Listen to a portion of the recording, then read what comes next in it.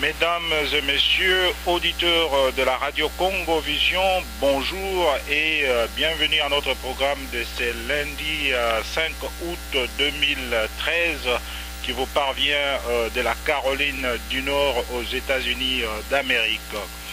Je reçois aujourd'hui Dr Georges Alula, ancien candidat à l'élection présidentielle de 2006. Avec lui, nous allons parler de sujets brillants de l'actualité de notre pays, la République démocratique du Congo, notamment la position des États-Unis d'Amérique sur la crise à l'est du Congo, la brigade internationale neutre au Congo, l'article 220 de la Constitution, la guerre à l'est, les élections de 2016, etc. Docteur Alula, bonsoir. Bonsoir Sylvestre Ngoma, bonsoir aux auditeurs de Congo Vision. Alors, je sais que beaucoup de nos auditeurs vous connaissent déjà, mais si vous pouvez vous présenter pour ceux-là qui ne vous connaissent pas encore. En tout cas, je m'appelle Georges Alula, je suis né à Kisangani en 1957. J'ai commencé mes études primaires à Kisangani à l'école Frère Mariste et la guerre de rébellion de 64 venit nous extirper de Kisangani pour Kinshasa, où j'ai poursuivi mes études à l'école primaire Christ-Roi dans la commune de Dendal, devenue commune Kassavubu. Ensuite, je suis allé à l'école Saint-Gabriel à Yolo, où j'ai obtenu mon certificat d'études primaires après les 6 ans d'examen sélectif. Je suis allé à l'Athénée de la Gombe dès l'année 70, où j'ai terminé en 77 pour m'envoler pour mes études d'ingénieur en Belgique. J'ai un doctorat en chimie et puis j'ai complété par un master en software engineering et j'ai commencé ma carrière en France où j'ai travaillé comme chef de projet chez Alcatel, ensuite consultant chez Renault, d'abord consultant à la Banque Société Générale et j'ai terminé ma carrière en tant que cadre supérieur chez Renault Automobile en 98, année à laquelle je me suis envolé pour les États-Unis pour mettre mon invention sur le marché et je suis aux États-Unis, entre les États-Unis et Paris pendant près de 6 ans. Ensuite, je suis basé aux États-Unis depuis 2006. Voilà en gros ce que je peux dire sur ma présentation. Alors, puisque vous êtes aux États-Unis d'Amérique, parlons d'abord de la position de ce pays, de l'administration Obama par rapport à la crise à l'est du Congo. C'est la première fois que les États-Unis semblent hausser le ton contre le Rwanda et contre les pays voisins de la RDC qui créent des problèmes à l'est du Congo. Mais jusque-là, sans prendre des mesures contraignantes, on a vu la porte-parole de la diplomatie américaine, Madame Jen Psaki, a demandé au Rwanda de retirer son personnel militaire du Congo. Le secrétaire d'État américain John Kerry lui-même a présidé une réunion à l'ONU sur la RDC et a eu des mots durs contre les pays voisins de la RDC qui posent des problèmes à l'est du Congo. Le président Obama lui-même a demandé aux pays voisins du Congo de cesser de s'ingérer dans les affaires du Congo, mais que de mots sans action concrète, à l'exception de la suspension de 200 000 dollars américains pour l'aide militaire au Rwanda. Quelle est votre lecture de la position des États-Unis?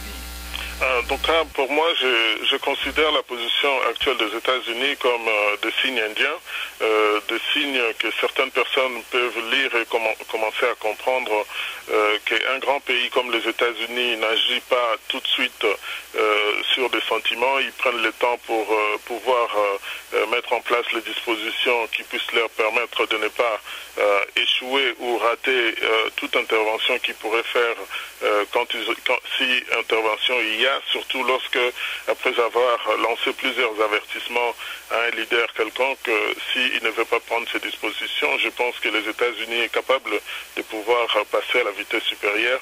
Mais je dirais aussi que les résultats de ces revirements de position des États-Unis, ne fût-ce que dans les discours, tient de la diplomatie que nous, la diaspora congolaise, que ce soit ici aux États-Unis ou à travers le monde, nous avons poussé pour que cet agenda puisse tenir en compte les 6 à 8 millions de morts des Congolais dans ces génocides que personne ne peut citer.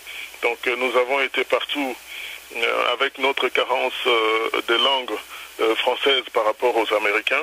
Donc nous avons vraiment poussé dans tous les sens pour que ce que nous voyons maintenant dans la position américaine se traduit simplement par le fait que à la tête de la RDC, les interlocuteurs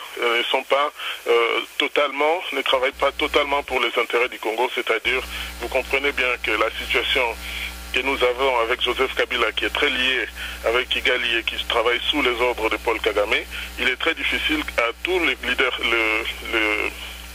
toutes les autorités congolaises qui prennent part à ces négociations, de vraiment présenter un point de vue congolais, de défendre les intérêts du Congo. Donc actuellement, lorsque vous voyez que cette négociation tergiverse, on va chercher un pays comme l'Ouganda qui a commis les génocides au Congo pour que les Congolais aillent se réunir à Kampala et en faire une décision, une ligne de conduite, c'est vraiment le fait de pouvoir ignorer la réalité des atrocités commises par l'Ouganda et le Rwanda en RDC. Mais bon, je pense qu'on aura le temps de pouvoir expliquer un peu le contour pour que les gens comprennent pourquoi l'administration américaine continue à persister, à faire participer Yoweri Museveni ou Paul Kagame dans ce qui concerne les troubles qu'ils ont créés au Congo avec l'aide des États-Unis bien sûr, ou certaines grandes puissances comme la Grande-Bretagne et d'autres bien sûr.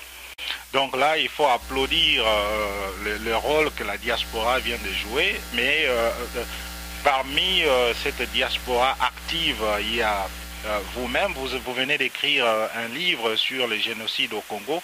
Est-ce que vous pouvez nous en donner une idée? J'ai constaté lors de mes contacts, du développement de mes contacts ici aux États-Unis, quand je parlais de ma campagne au Congo, que mes interlocuteurs ne connaissaient même pas le Congo où ça se trouvait, ou du moins pour eux c'était quelque chose qui ne leur disait absolument rien. Devant les drames d'une telle position, je me suis dit que au lieu de continuer à accuser les gens de ignorer ce qui se passe, autant mettre ça dans un livre pour qu'ils apprennent ce qui se passe en réalité. Et dès la sortie du livre en juillet 2009, cela n'a pas du tout tardé parce que le département d'État m'a appelé à 22 h pour me dire que docteur, qu'est-ce que vous avez à contredire quelqu'un qui a 50 ans d'expérience sur le Congo en matière de viol? On nous a fait comprendre que les viols de femmes congolaises faisaient partie de votre culture. Et dans votre livre, vous avez vraiment démontré que cela n'avait rien à voir. Donc, de ce côté, j'ai été invité au département d'État avec la dame qui était chargée de la situation des femmes à l'est du pays pour lui expliquer les tenants et les aboutissants de ce qui s'est fait. Et j'ai aussi bénéficié, je dirais, de la connaissance et de conférences qu'aurait fait à Washington ici en 2007 le docteur Denis Mukwege, qui m'a éclairé sur le dossier, et j'ai transmis tout ça dans les livres qui a vraiment changé, puisque on a mis ces livres dont le titre est en anglais The Ignored Economic Genocide, Killing the Majority to Protect the Minority, Sex Used as Weapon. Je traduis en français. Donc, les génocides économiques ignorés en République démocratique du Congo ont tué la majorité pour protéger une minorité avec le sexe utilisé comme arme de guerre. Donc, j'ai bien démontré dans ces livres que le Congo subit une série de guerres dont la base est économique. C'est pour ça que je parle des génocides économiques. Et à ce cycle de guerre économique, j'ai apporté un début de réponse ou un début de solution à ce cycle de guerre économique, un début de solution économique pour répondre à cette donnée qui fait que toutes les grandes puissances, la communauté internationale, a un lien indirect avec les groupes rebelles qui font du carnage, qui détruisent les Congos pour l'exploitation illicite de nos matières premières. Donc il a failli dans ces livres où j'ai démontré que nous les Congolais, nous avons la capacité de fournir au marché mondial nos matières premières par nous-mêmes sans passer par Kigali ou par Kampala. Là où on a vu, lorsqu'on suit la manigance qui est montée par Kigali en montant de soi-disant groupes opposés au régime de Kigali, comme les FDLR, les CNDP, les RCD, juste pour justifier leur présence sur le sol congolais. Et là où, comme je l'ai dit, les matières premières qui sont volées dans les territoires contrôlés par les FDLR passent aussi par Kigali. Alors, allez comprendre que Paul Kagame et son groupe puissent se plaindre des FDLR comme des forces négatives. J'ai été le premier à suggérer, et je l'ai aussi suggéré au président tanzanien, j'ai fait cette déclaration sur la Voix de l'Amérique pour dire qu'il est l'heure que les Rwandais et l'Ouganda puissent organiser des conférences nationales et un dialogue national dans leur propre pays. Et en ce qui concerne les forces négatives, les M23, qui sont à majorité composées de Tutsis rwandais ou des Rwandais, il est temps que l'ONU les attaque, leur fasse une guerre s'ils ne veulent pas rentrer au Rwanda on a espéré que l'ultimatum qui avait été donné aurait pu se traduire dans les faits, mais c'était aussi sans oublier que l'ordre de tir à Bukavu ou à Goma vient de New York. Donc tant que New York n'a pas donné l'ordre de tirer sur ces assassins criminels et je dirais même sur ces terroristes, nous verrons que tant que c'est à nous de pousser pour qu'on puisse en arriver là, quoi. Demander au régime rwandais de parler avec son opposition, c'est ce que le président tanzanien vient de faire avec tout ce qui a comme retombée politique. Nous n'allons pas en parler, mais votre livre est très intéressant. Il y a plusieurs Congolais qui ont aussi écrit des livres à ce sujet, comme Yalengi, le professeur Yalengi par exemple. Donc le livre est googlable, comme on le dit, on peut le trouver sur Google, donc il suffit de taper Genocide Ignored, vous mettez vous tapez le nom du professeur, du docteur Georges Alula, vous allez les retrouver. Alors parlons un peu de la brigade internationale neutre qui est maintenant opérationnelle à l'est du Congo. Pour tenter de sécuriser la population civile et pour désarmer les groupes armés de l'Est qui opèrent à l'Est du Congo. Jusque-là, il y a autour de 2000 soldats sur le 3000 attendus initialement. Mais il y a une coïncidence qu'il faut relever ici. L'entrée en action de cette brigade coïncide avec la démonstration de force de nos vaillantes forces armées, les FARDC. Va-t-on finalement vers la fin de la violence à l'est du Congo avec cette maîtrise de la situation par les FARDC et cette conjugaison des forces, la brigade internationale neutre et les FARDC? En tout cas, quant à ce que ça puisse tendre vers la fin, je l'applaudirais de deux mains si cela devait arriver. Mais je crains que un chat échaudé craint l'eau froide. On connaît dans le passé que les FARDC ou les FAS ou l'armée nationale congolaise ont souvent pris les devants face à nos ennemis. Mais malheureusement, une fois qu'ils sont avancés, vous savez, en 2008 face à Kundabatware, même type de victoire, et après on a ramené le général qui était dans les fronts pour l'envoyer dans les centres d'entraînement à Kitona, où il sera empoisonné et puis il perdra sa vie. Donc maintenant, cette brigade d'intervention opérationnelle, oui, ça a commencé, je pense que le général dos Santos, le Brésilien, en donnant cet ultimatum, l'ultimatum est parti dans le sens que nous aurions souhaité, de dire que si vous désarmez pas, on va vous désarmer des forces. Mais malheureusement, tout de suite après, il y a eu un petit pas en arrière pour peut-être certainement laisser le temps au dialogue ou aux négociations qui devaient se passer au Kenya. Notre souhait, c'est que on n'avait même pas besoin de rajouter de nouveaux hommes aux 20 000 hommes qui étaient déjà sur le terrain. Il s'agissait de changer les mandats de soldats de la MONUSCO qui étaient là pour que ces mandats prennent l'option qui a été donnée à la brigade d'intervention internationale. Bon, tout ça coûte en hommes et en argent, mais ce qui est sûr, c'est que la MONUSCO est présente au Congo. Nous aimons dire et comparer que les pertes en vie humaine de la force de maintien de la paix est totalement nulle quand on compare les forces de maintien de la paix, les missions, si vous mettez en ligne les nombres de morts de l'armée américaine en Irak, plus de 4500 soldats sont morts et la MONUSCO, avec une présence de près de 14 ans, plus de 13 ans aujourd'hui, n'a même pas subi la perte de 500 personnes. Donc ça sent plutôt le tourisme et les trafics qu'autre chose.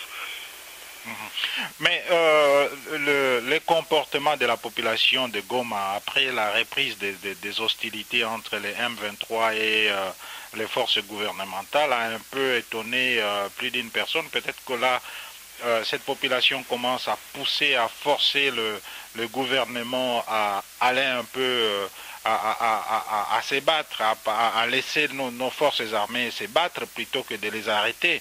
La population se rébelle presque contre les autorités de Kinshasa, partant même d'une rumeur autour d'un rappel présumé du commandant Mamadou Moustapha Ndala à Kinshasa. On a vu ce qu'ils ont fait à Goma.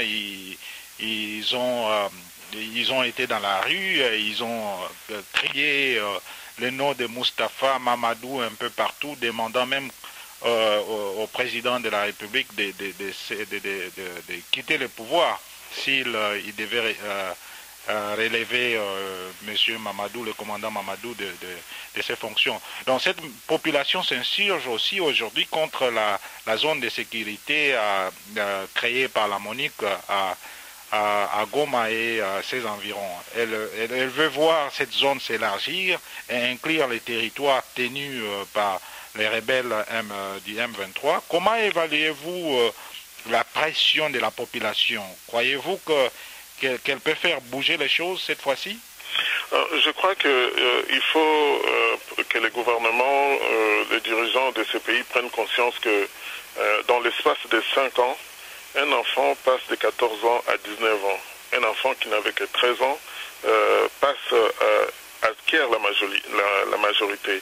Donc là, ce qu'on est en train de voir, c'est la jeunesse congolaise qui ne peut plus supporter de vivre dans les représailles, de vivre de cette, comme on dit, c'est presque une colonisation de nos voisins rwandais et ougandais dans notre territoire à l'est, dans nos territoires à l'est du pays. Donc il y a une certaine auto-prise en charge de la population qui ne peut plus supporter qu'on vienne les tuer comme on veut, alors qu'ils ont un gouvernement, alors qu'ils ont une armée. Les jeunes aujourd'hui, avec tous les téléphones portables, les médias qui leur tombent dans les mains, ils sont beaucoup plus informés qu'il y a une dizaine d'années, là où ils étaient dans une certaine passivité. Donc la population est informée, demande à être sécurisée de façon beaucoup plus sérieuse. On ne peut plus leur raconter n'importe quoi. Donc je crois qu'il est très important que la communauté internationale prenne la mesure réelle. On ne peut pas sous-estimer ce qui se passe à l'Est, parce que ce qui se passe à l'Est peut avoir un effet boule de neige sur l'ensemble du territoire. Et je crois qu'avec tous les bruits que résistance congolaise fait à l'extérieur pour qu'il y ait changement de ces régimes, je crois bien que tout peut aussi partir de l'Est si le gouvernement n'y fait garde. Mais ce que je n'arrive pas à comprendre, c'est que quand nos forces armées ont le vent en poupe, ils vont jusqu'à reconquérir Kibati et tous les villages environnants. Et ils ne sont pas encore arrivés à Kibumba, ils bombardent Rumangabo et tout d'un coup, ils s'arrêtent plutôt que, disons, nos forces armées s'arrêtent là plutôt que d'aller jusqu'à Kibumba, Rumangabo et enfin tenter de négocier en étant dans une position de force.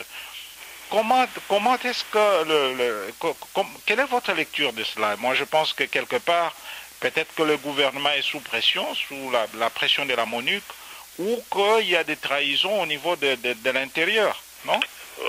Si vous voyez que pendant que le pays est en guerre, le chef des armées se permet de mettre des généraux en retraite, parmi eux qui sont encore physiquement valables, et puis de changer le commandement, une bonne partie du commandement de l'armée.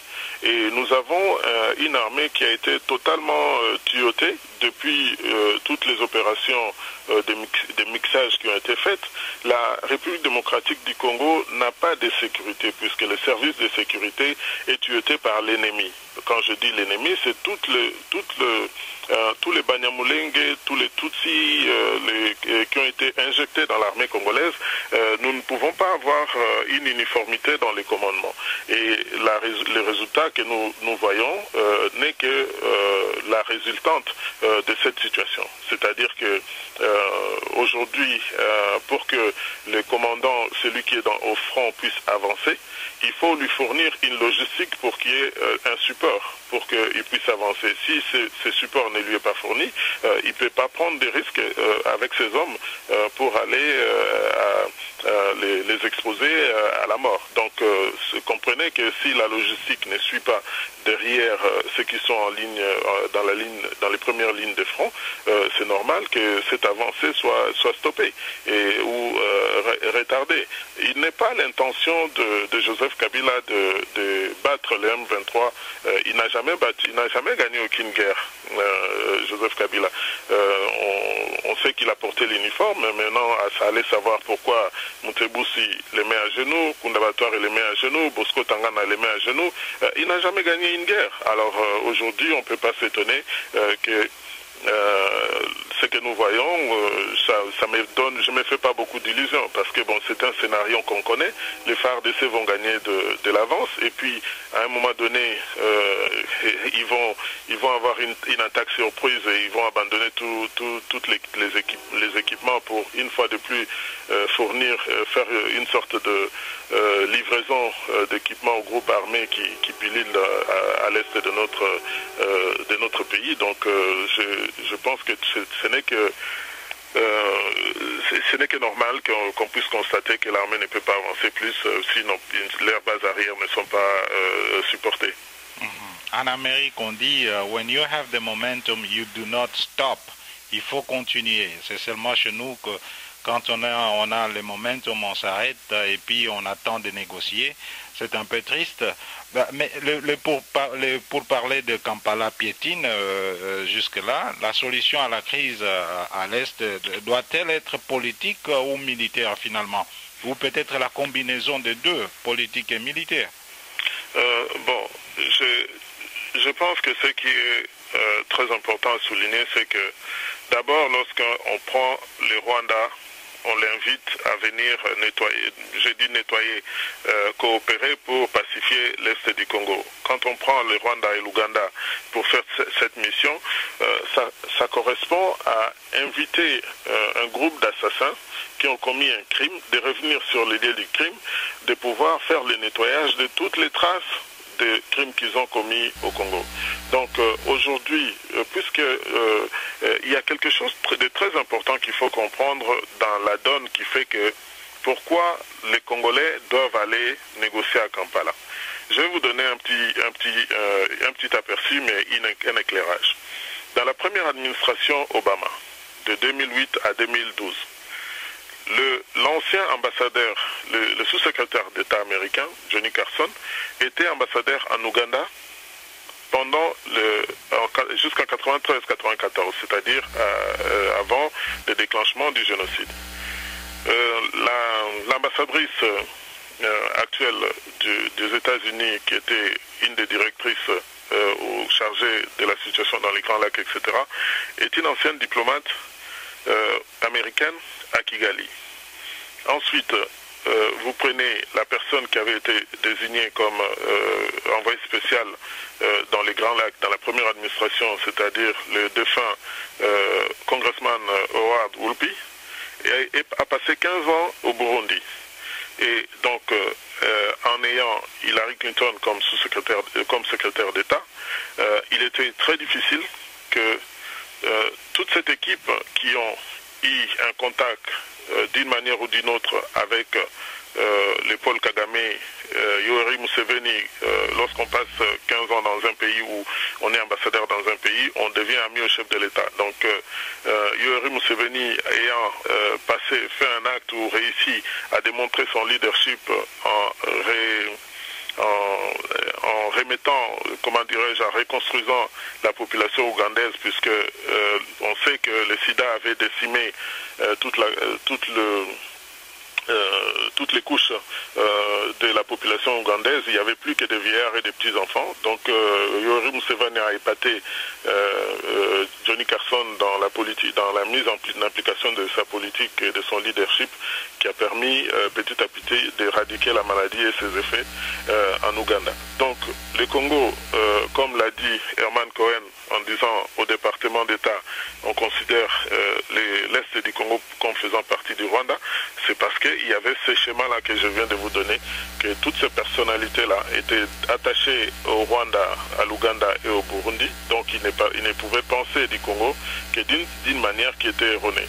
Aujourd'hui, avec Joseph Kabila directement sous l'emprise et le contrôle de Paul Kagame, tout ce vous ne pouvez obtenir absolument rien tant que Joseph Kabila sera à la tête du Congo et négociera pour le Rwanda et non pour les comptes du Congo avec la communauté internationale. Donc, imaginez aux Nations Unies, nous avons les ministres des Affaires étrangères Tshibanda, mais j'imagine simplement que tout ce monde-là ont une arme sous la tempe et ils ne peuvent pas parler de façon, comment dirais-je, d'eux-mêmes sous la menace. Donc je pense que c'est au peuple congolais de se lever, de faire ces changements.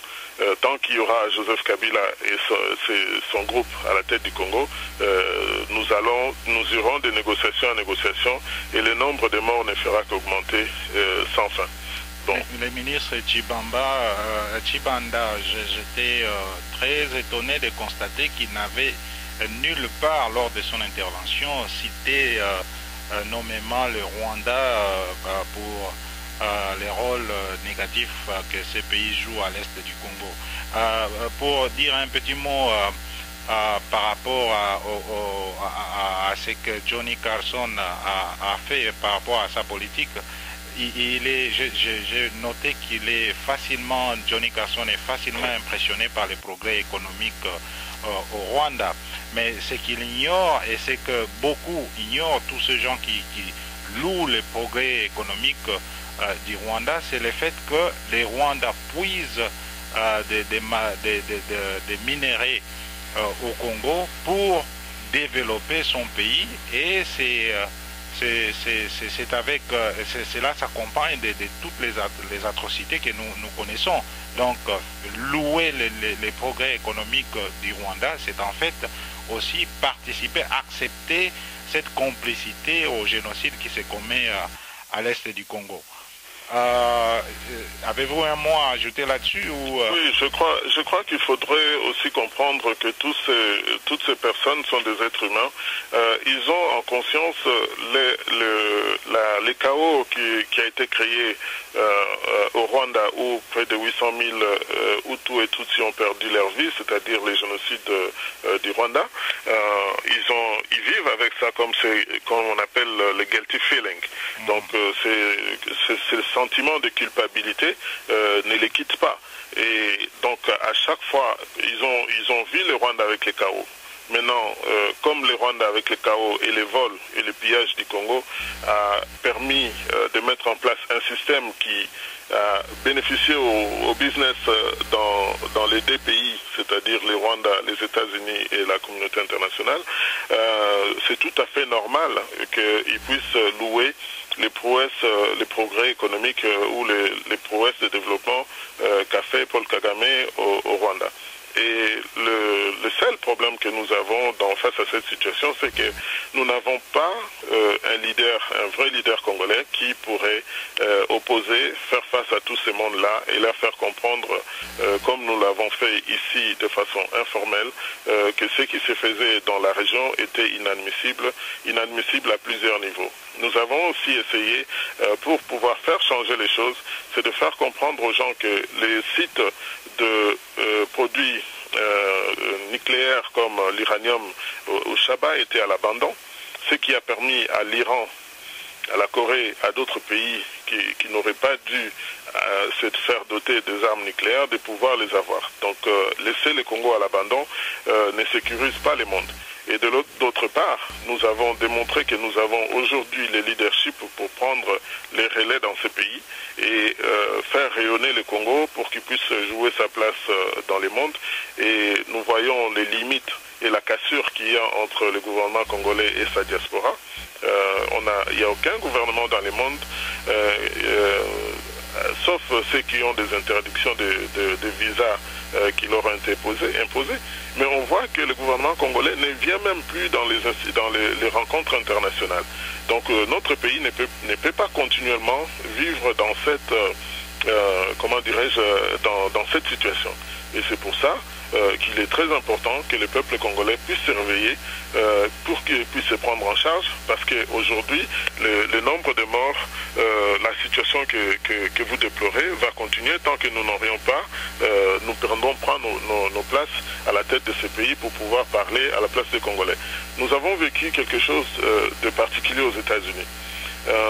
Avant que je puisse sortir le livre, nous avons constaté que toutes les conférences où on nous faisait venir des interlocuteurs qui étaient plutôt des Tutsis ou des Hutus qui se faisaient passer pour des Congolais. C'est-à-dire que les Congolais ont été absents et ces gens parlaient, donnaient des fausses pistes à la communauté internationale dans leur propre intérêt.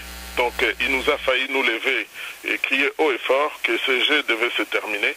Et je pense que ça a eu un impact très important pour que les gens ne puissent plus se faire passer pour des Congolais et parler de leurs intérêts et surtout parler contre la République démocratique du Congo.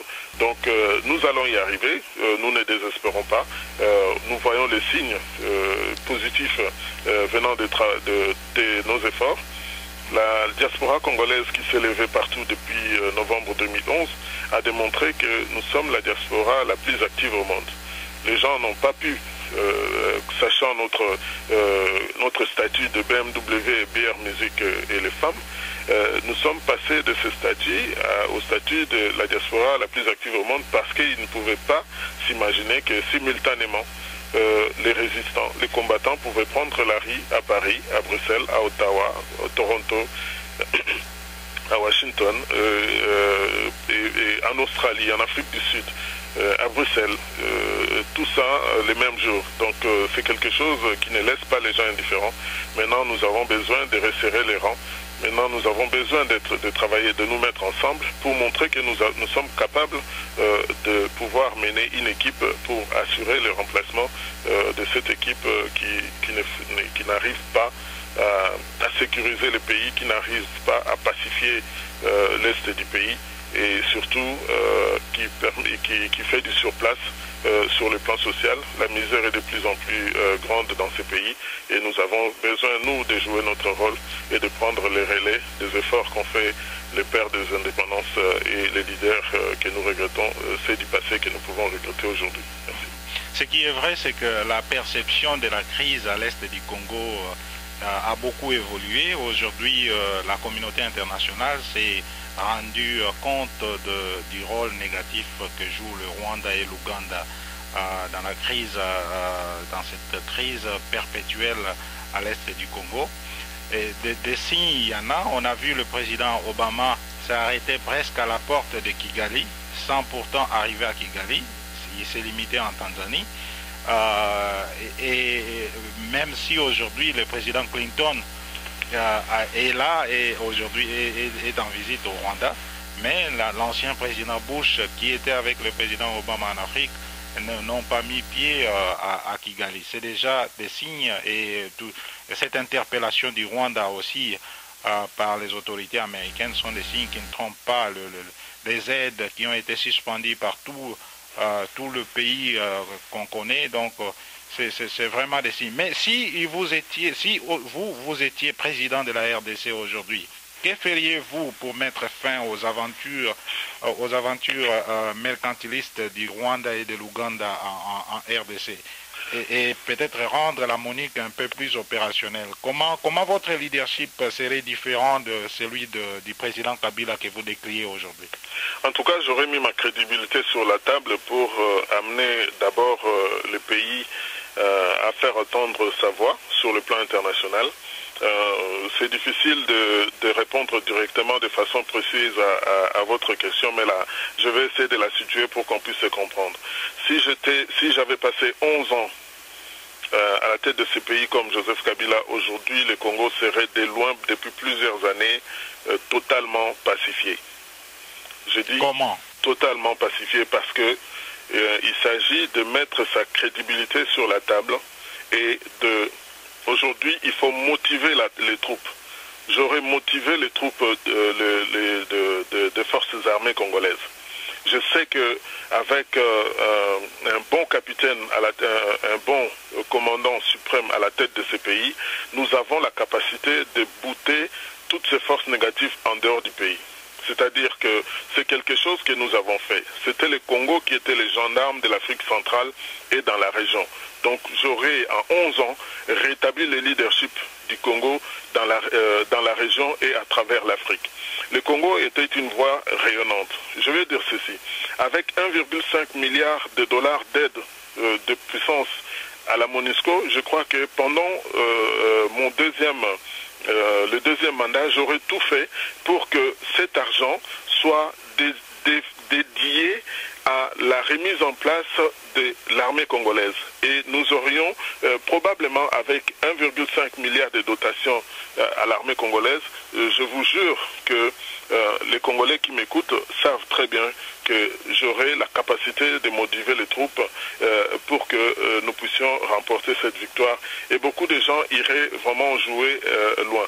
Je vous dis ça pourquoi? Parce que nous avons concocté un programme que nous avons donné dans UNIC, je ne l'ai pas indiqué, je suis le président du mouvement de l'unité congolaise, UNIC en sigle pour dire Unité nationale et intégrité du Congo. Nous avons mis en place un programme économique pour la reconstruction du Congo que nous avons appelé le plan Obama. Et je crois que pour montrer le sérieux de ce programme qui a été confronté à différents niveaux, que ce soit au département d'État, à la défense ou au département du Trésor américain, et pour lequel programme nous avons reçu une lettre de félicitations sur les visions du président Obama, nous avons prévu de doter le Congo avec un budget de 33 milliards pour sa défense et la sécurité.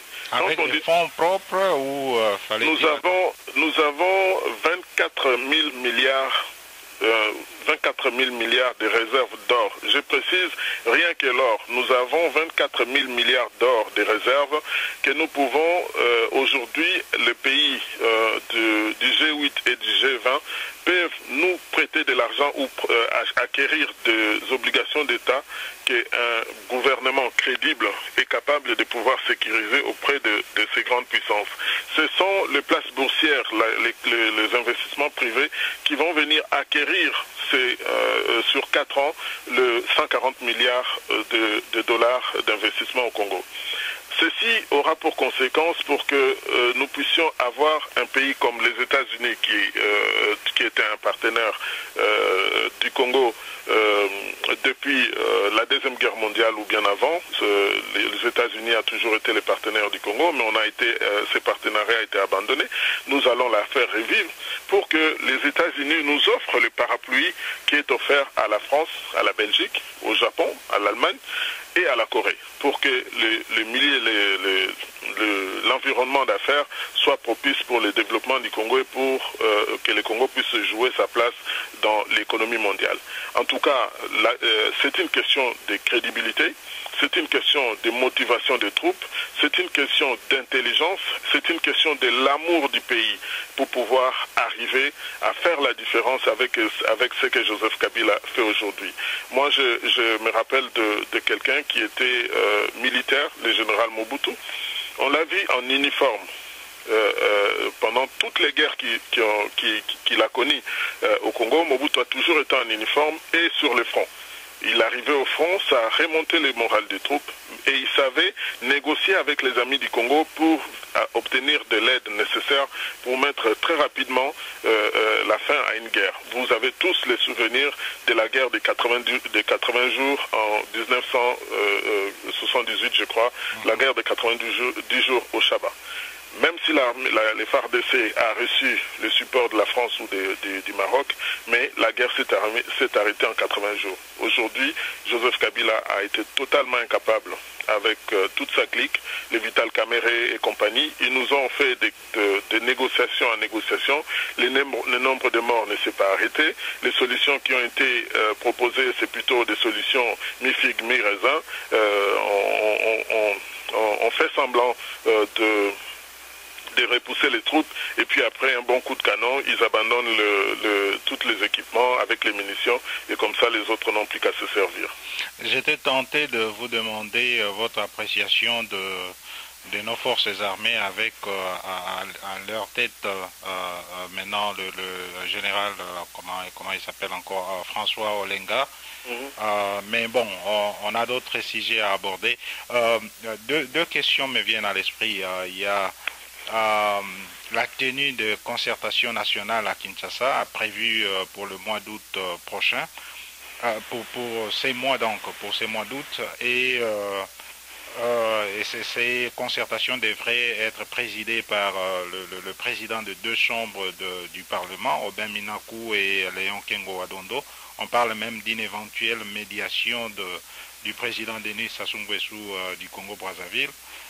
Votre position à ce sujet, j'aimerais aussi que vous puissiez prendre l'autre question ici sur l'article 220 de la Constitution. On parle de plus en plus d'une éventuelle révision de cette Constitution.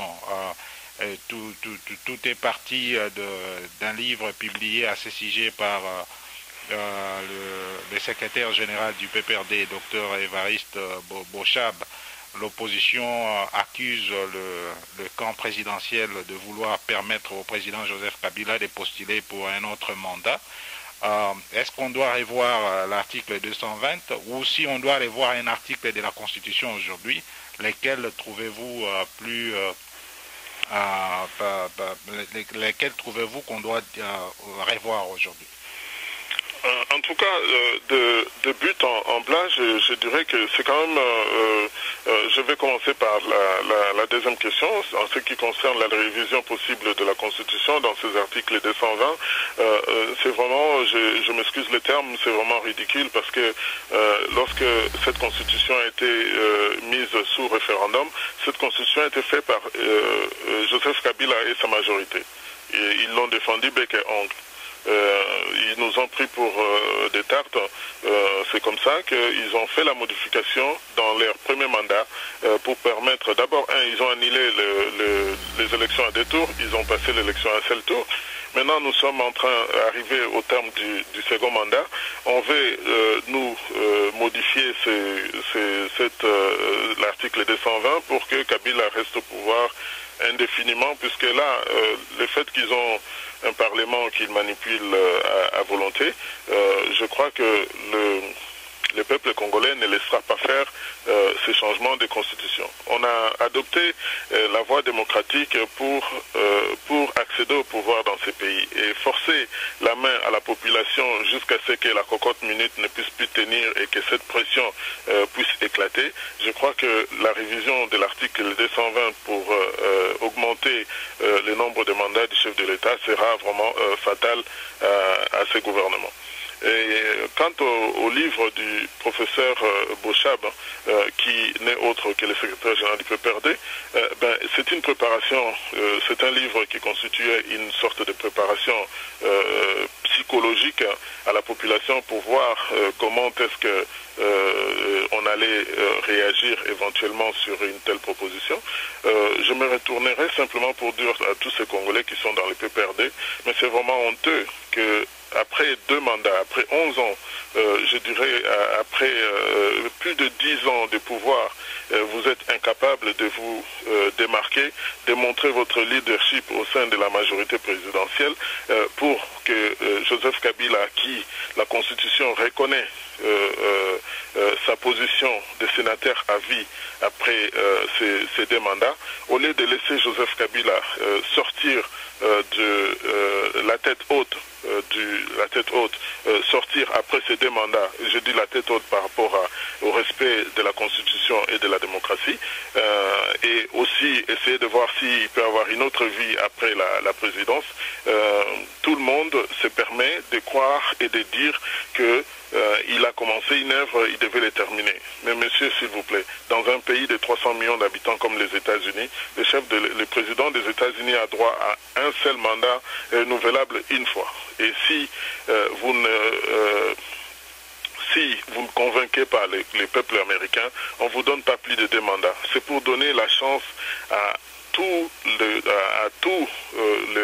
les citoyens de notre pays qui en ont la capacité de pouvoir apporter à ces pays ce dont il a besoin pour faire avancer les dossiers, ce dont il a besoin comme énergie pour le développement du Congo. Donc mon souhait, je ne pense pas que s'il fallait faire le changement de constitution, ce n'est pas l'équipe qui a mis la constitution en place qui va la changer à chaque mandat. Et c'est totalement inadmissible comme approche. Quant à votre deuxième question, sur la concertation nationale, je dis carrément que c'est une perte de temps. C'est totalement une perte de temps et c'est une façon de se foutre de la gueule des Congolais. C'est une façon de détourner l'attention. Pendant que le pays est en guerre à l'est du pays, vous voulez faire une concertation nationale de 15 jours, dépenser l'argent dont l'armée a besoin pour mener ce combat. Et puis, à l'ordre du jour, lorsqu'on dit on ne sortira pas de là avec un gouvernement d'union nationale, on fera pas ci, on fera pas ça. Mais alors, je me demande pourquoi tenir une telle concertation nationale. Si vous reconnaissez qu'il y a un problème, il s'agit de 2 forces. Etienne Tshisekedi a gagné les élections. Kabila s'est maintenu au pouvoir par la force.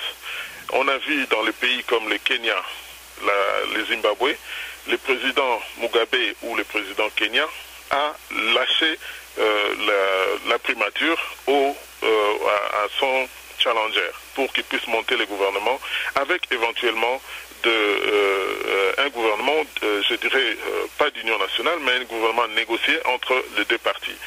Avons-nous raté ce train-là? Non. Je crois que si aujourd'hui, au lieu de faire venir tout le monde pour qu'on puisse discuter autour de quelque chose où on met les présidents des 2 chambres du Parlement comme en tête de négociations, concertation, on va se concerter sur quoi?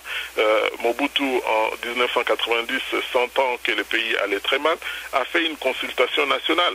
Il a sillonné le pays pour récolter les avis de la population dans toutes les provinces. Et pourquoi Joseph Kabila, ne ferait pas la même démarche? Pourquoi va-t-il nous amener dans quelque chose qui va encore ridiculiser la classe politique nationale? En tout cas, pour notre part, pour les mouvements de l'unité congolaise, et je parle au nom de la diaspora congolaise, pour beaucoup, ces concertations nationales n'en valent absolument pas la peine. C'est une perte d'État. Et je vois très mal comment le président Denis Sassou Nguesso peut aller perdre son temps dans des querelles, dans des échanges qui n'aboutiront absolument à rien. C'est une distraction à laquelle j'invite le président Denis Sassou Nguesso de ne pas se lancer dans quelque chose qui n'aboutira à rien. On a vu le président Obasanjo auprès échanger des danses avec Laurent Kundabatware, c'était totalement ridicule. Donc je ne crois pas que le président Denis Sassou Nguesso peut se rabaisser à aller à jouer les médiateurs dans quelque chose dont Joseph Kabila et Étienne Tshisekedi auraient pu s'asseoir à deux, peut-être entre les trois chefs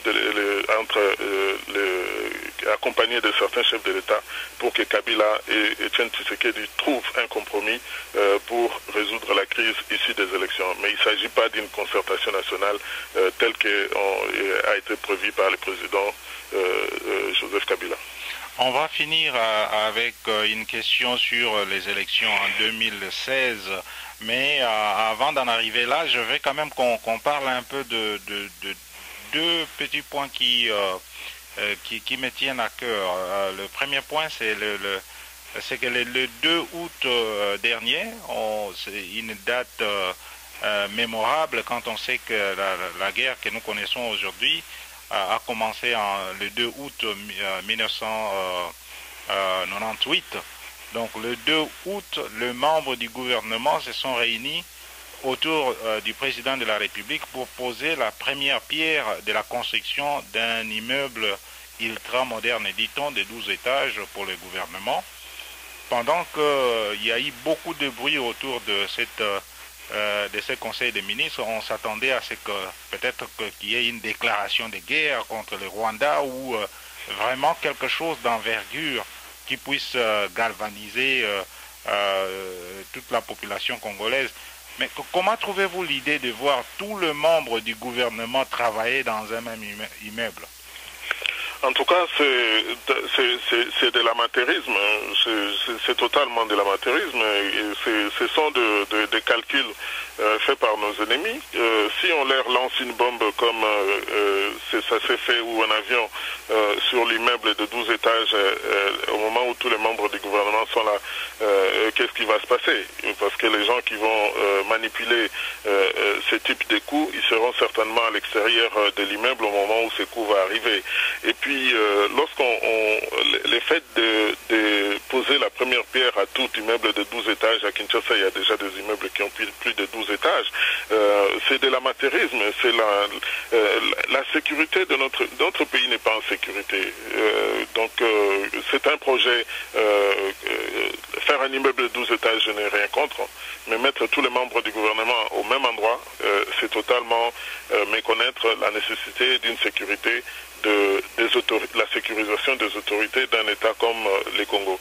Je sais que la date du 2 août, c'était une manière pour les Rwandais qui sont à la tête de notre pays de distraire, divertir cette date qui commémore les débuts du génocide qui nous a coûté plus de 8 millions de morts aujourd'hui. Laissez-moi à la fin de cette émission un peu définir ce que c'est que les génocides. Quand on tue les enfants ou les membres d'un groupe, c'est une définition du génocide. Quand on détruit les appareils de reproduction de nos mamans pour qu'ils ne puissent plus avoir des enfants, c'est un génocide.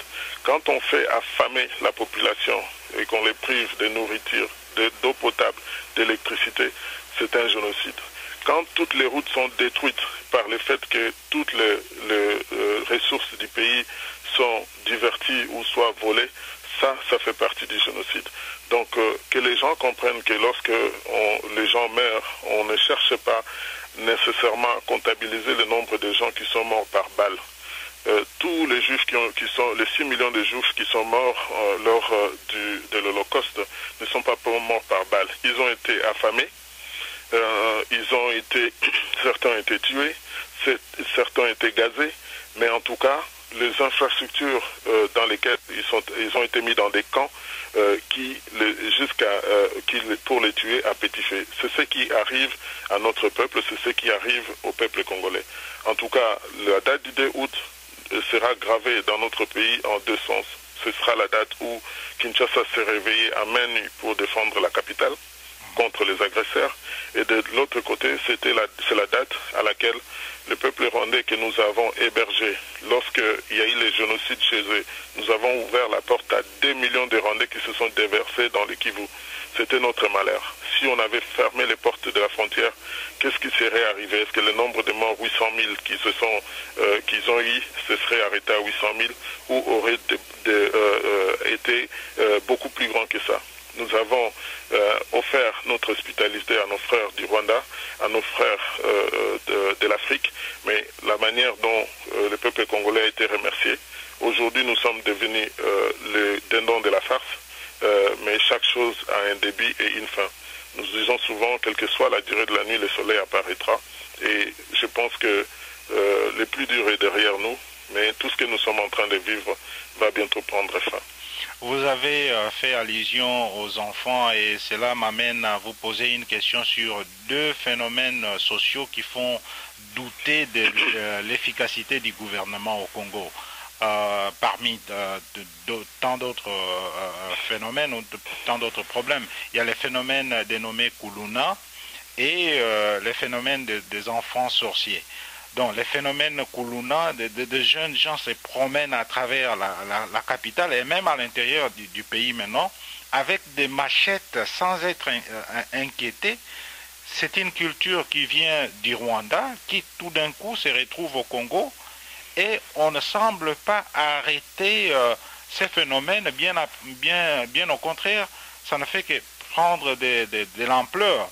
Je me demande, qu'est-ce qui empêche à nos agents de l'ordre d'empêcher ces gens-là d'avoir des machettes, qu'on arrête toute personne qui peut se retrouver avec une machette dans la rue et dans des lieux publics. Et aussi les enfants sorciers. Les enfants sont traités de sorciers par des pasteurs, par des parents, sans que ces gens-là soient inquiétés. Il y en a qui brûlent même les enfants ou les mordent sans qu'ils ne soient interpellés. Quelle est votre lecture de cet aveu d'impuissance du gouvernement? En tout cas, c'est la preuve que le pays n'est pas gouverné. Le pays n'est pas gouverné et je crois que ce phénomène, comme vous avez dit, venant du Rwanda. Ces gens qui ont tué notre pays, qui sont dans la police, qui sont dans les services de sécurité, on laisse faire ces choses-là pour les dédouaner, c'est-à-dire pour que on puisse dire que les Congolais, voyez vos Kuluna, ils sont nés ici, ils ont des machettes. Vous avez dit que c'est nous qui avons la culture des machettes. Qu'est-ce que nous pouvons dire aujourd'hui, etc., etc. Mais en tout cas, c'est pour dédouaner ces gens-là qui sont dans les services de sécurité. Ils ne peuvent pas aider le pays à pouvoir se stabiliser parce que ce n'est pas dans leur intérêt. Maintenant, moi, je vais faire mienne votre question en me disant qu'est-ce que nous allons faire pour changer quand nous serions aux affaires. Quand nous serions aux affaires, d'abord, nous allons essayer de reconstruire la base de la société congolaise qui est la famille. C'est-à-dire que nous mettrons en place le système des analyses des DNA pour que nous puissions réidentifier nos enfants, les réaffecter dans leur famille, donner à ces familles les ressources, les allocations familiales dont ils ont besoin pour donner à manger et envoyer leurs enfants à l'école. Le Congo a suffisamment de richesses pour donner les allocations familiales, les allocations logement et je dirais même les allocations à nos handicapés. Il est très important de savoir que ce que je suis en train de dire c'est pas quelque chose d'utopique, c'est chiffré, nous l'avons fait et je crois qu'aujourd'hui, avec l'amour du pays, en sachant qu'il n'y a pas une maternité là où les enfants naissent pour être Kuluna ou pour devenir sorciers ou pour être des Chégués. Nous devons prendre en conscience que ces enfants, c'est l'avenir de notre pays. Ils seront parmi les premières priorités que nous avons pour pouvoir, avec les recensements de toute la population, savoir où sont ces enfants, quel est leur nombre, quel est où ils sont localisés, de façon à ce que nous puissions leur apporter les soins psychiques dont ils ont besoin, parce que ces enfants ont besoin d'être psychologiquement assistés et d'être soignés psychiatriquement, parce que parmi ces enfants qui sont nés et grandis dans la rue sans aucun support familial, ils ont besoin de psychiatres pour pouvoir les aider à les réinsérer dans la société, leur offrir une éducation, en faire des hommes valables pour le Congo de demain. Il est très important de savoir qu'aujourd'hui, avec tous ces détournements de l'argent de l'État, rien n'est faisable sur le plan social. Et aujourd'hui, le phénomène prend une ampleur telle que les gens qui sont les autorités de ce pays perdent la tête, perdent le nord, ils ne savent pas par où prendre ces enfants. Certes, quelques actions sont faites. On voit ici et là des vidéos des enfants qui sont arrêtés. Mais là n'est pas la solution. La solution, c'est de rebâtir les socles de la famille congolaise qui a été disloquée. Que les pères de famille redeviennent pères de famille, que la mère de famille reprenne sa place, que les enfants reprennent les chemins de l'école. Tel est notre objectif, tel est notre souhait, tel est notre rêve. Et ces rêves-là ne sont pas insurmontables. Ils sont à notre portée. Et c'est pour ça que j'en appelle au peuple congolais de tourner la tête vers sa diaspora. Nous savons que vous comptez sur nous. Et nous avons fait un travail énorme qui commence à porter ses résultats. Nous voulons nous faire connaître.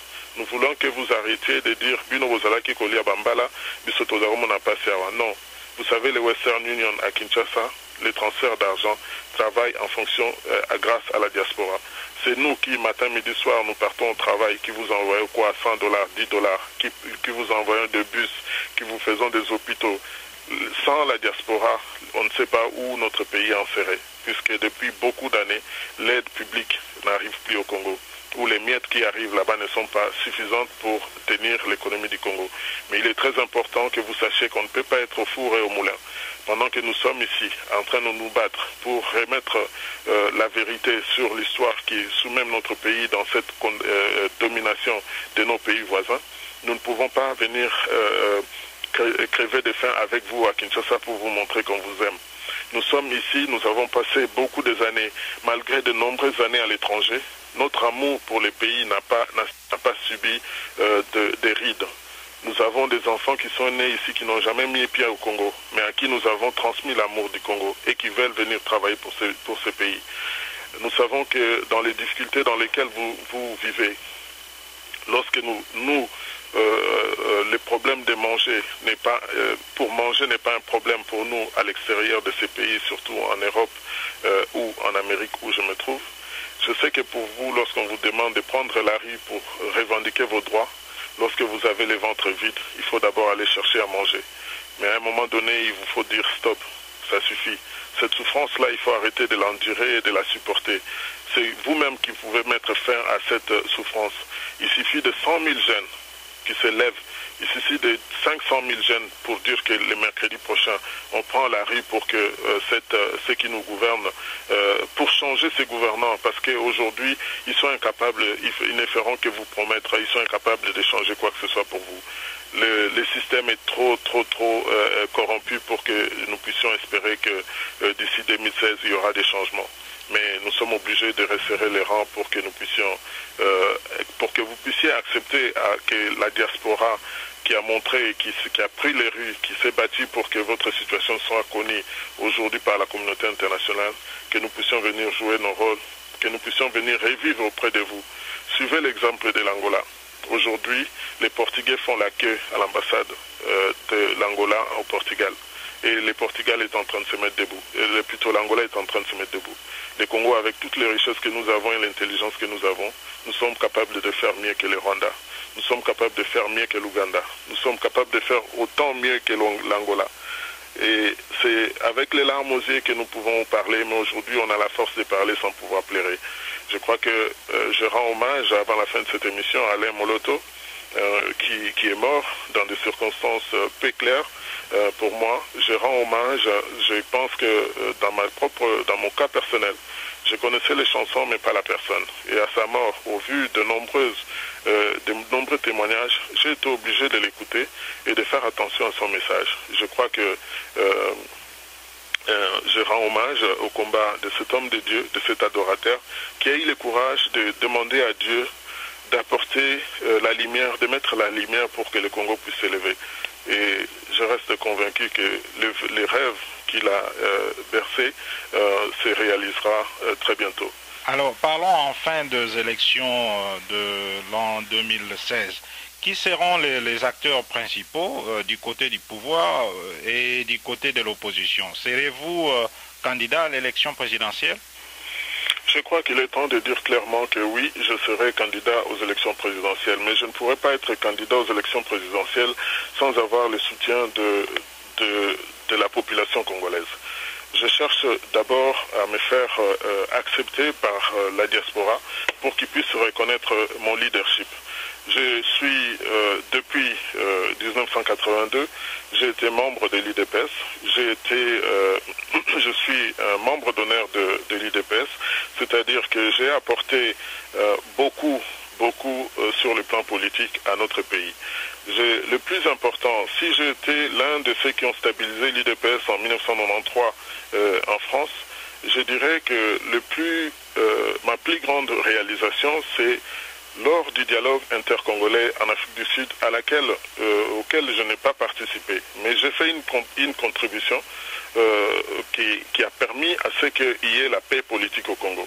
Je suis le père et l'architecte du Parlement congolais aujourd'hui, avec 500 membres à la Chambre basse et 120 sénateurs. C'est moi qui ai proposé ça à l'ambassadeur Angoulou lorsqu'il était à Paris, avec l'approbation du ministre des Affaires étrangères chez Okitundo à l'époque, et qui l'ont transmis au chef de l'État. J'ai aussi transmis cette solution au ministre Atsi Hassan, qui est à la MONUSCO ou à la MONUC, qui les ont amenés à Ketumir et Massiré à Thabo-Mbeki en Afrique du Sud pour l'adopter.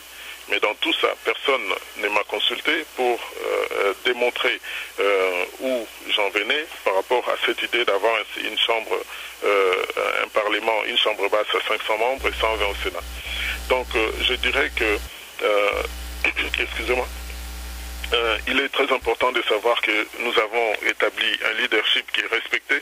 Les programmes de 140 milliards que j'ai fait pour 4 ans pour la reconstruction du Congo, en 4 ans, a été validé par le président des États-Unis et a été aussi validé par la plus grande institution financière au monde, qui est le Trésor public américain. Donc je crois que tous ceux qui ont des ambitions de pouvoir diriger ce pays, nous devons nous mettre ensemble pour que si quelqu'un a un programme meilleur que celui que nous, dans UNIC, le mouvement de l'unité congolaise, qui est ouvert à tous, c'est mieux que ce programme que nous avons présenté, nous sommes prêts à l'adopter et à le suivre.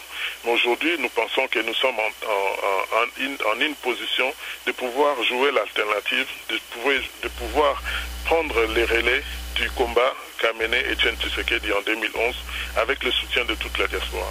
Donc nous sommes très fiers de dire que pour 2016, la diaspora présentera sûrement un ou des candidats, mais de grande valeur. Et vous ne pensez pas que M. Etienne Tshisekedi sera candidat? Je pense qu'il faut être réaliste. Lorsque vous pressez les citrons, Tshisekedi Wamulumba a donné tout ce qu'il pouvait. N'oubliez pas qu'en 2010, Tshisekedi était mourant, malade à Bruxelles. Et qu'après une messe, il nous a appelé, à nous la jeunesse congolaise, de prendre nos responsabilités. Pour que lui, il a fait sa part, c'est à nous de prendre nos responsabilités. Aujourd'hui, je pense que le président Tshisekedi, après avoir gagné les élections de 2011, on lui a empêché de prendre le pouvoir par la force. Maintenant, à nous, la jeunesse, de prendre les relais de ce combat. Nous ne pouvons pas être opposés à Etienne Tshisekedi parce que nous l'avons servi. Moi, Georges Aloula, j'étais en première ligne, ici, dans tous les combats, après les élections de 2011, pour crier haut et fort que Tshisekedi Wamulumba a gagné et qu'il nous faut respecter la vérité des urnes. Il est très important que nous ne puissions pas nous leurrer pour que il est notre temps de pouvoir prendre les relais de ces combats et nous en avons les moyens. Et nous demandons simplement à la population congolaise d'ouvrir les yeux et de voir ce que nous pouvons apporter à ces pays. Nous en avons fait la preuve à l'étranger, nous sommes respectés.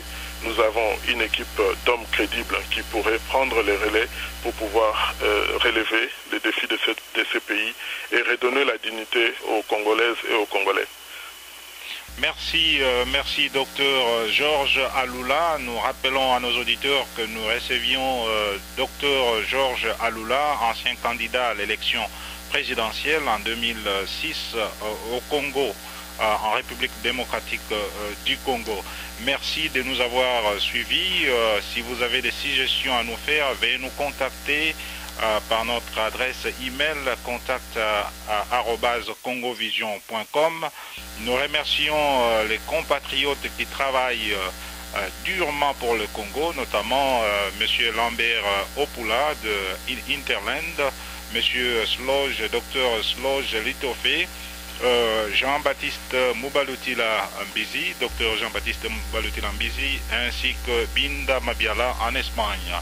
Merci donc de nous avoir suivis. Sylvestre Ngoma vous dit au revoir et à la prochaine. Au revoir et merci à Congo Vision.